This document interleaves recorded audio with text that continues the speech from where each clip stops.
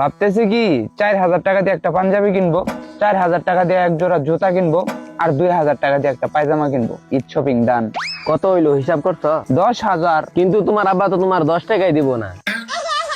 এই, তুই আমার আব্বা সম্পর্কে কি জানোস? না, আমরা তো কিছুই জানি না। তুমি তোমার আব্বার কাছে 10,000 না 1,000 টাকা চাই, দেখো তোমার অবস্থা কি করে। তাই নাকি? টাকা 1,000 না 10,000 টাকা তোরে দেখাইতেছি, চল আয়।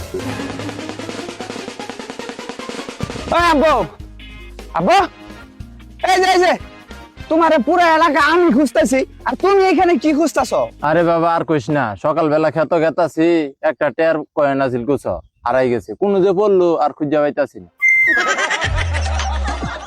এই সকালে তোমার 1 টাকা হারাইছে, এটা এখন এই বিকাল অব্দি খুঁজতেছো? কি আর সকাল কি আর বিকাল, আজকে ভাবতাছি সারা রাত খুঁজমু। তোরা দুইজন আসার একটু হাত লাগা, তাড়াতাড়ি হবো।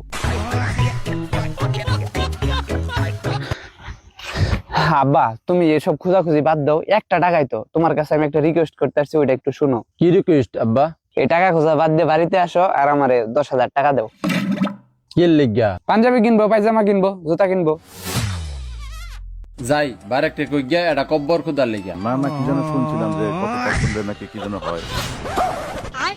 হাই হাই, আব্বার কাছে 10,000 টাকা চাইলে আমার লাগে শিউর কব্বরই খুঁজবো। এক কাজ করি, 1,000 টাকাই চাই।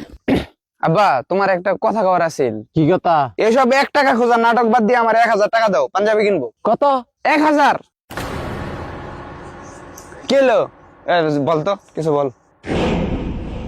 ভাই আমি তো কিছু বুঝতাছি না, তোমার আব্বা মুহের এরম করছে কে? আব্বা, কিসে? मंगल भावन